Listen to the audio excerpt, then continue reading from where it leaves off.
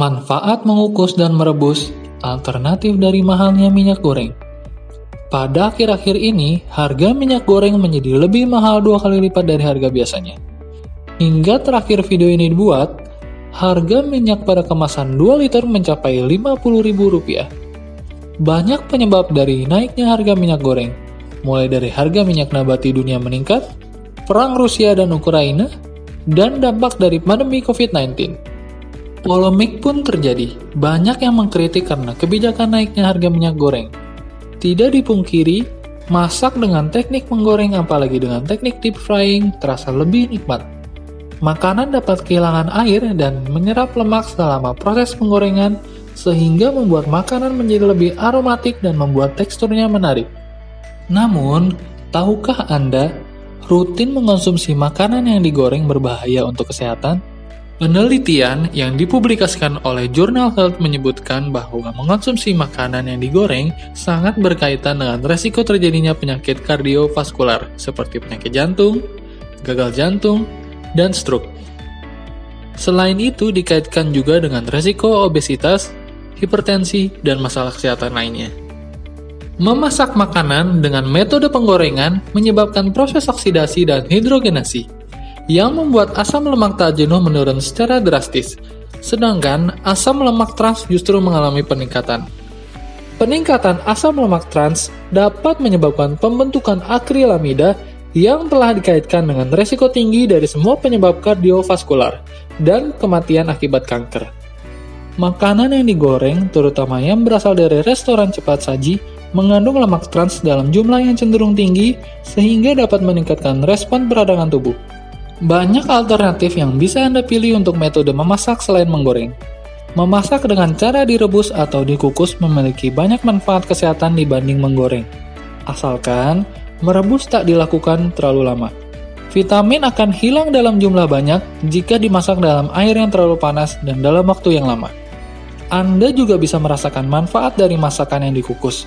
Mengukus adalah salah satu metode memasak untuk menjaga nutrisi, termasuk vitamin yang larut dalam air dan sensitif terhadap panas. Tetapi, menggunakan metode mengukus membuat makanan menjadi hambar. Sudah pasang ring jantung 1, 2, atau lebih dan harus minum pengencer darah seumur hidup, tapi masih merasakan nyeri dada? Apakah Anda pernah mendengar istilah instant restenosis atau ISR?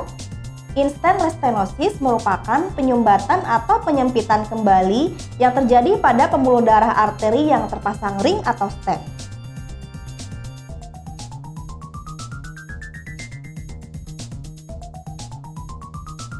Perhatikan pasien berikut. Seorang pasien datang dengan keluhan nyeri dada dan riwayat pemasangan ring di 4 titik pembuluh darah dan membawa hasil medis yang menunjukkan bahwa adanya ISR di 3 titik ring yang terpasang. Itu berarti 3 dari 4 ring yang terpasang terjadi penyumbatan kembali. Yakin masih mau pasang ring?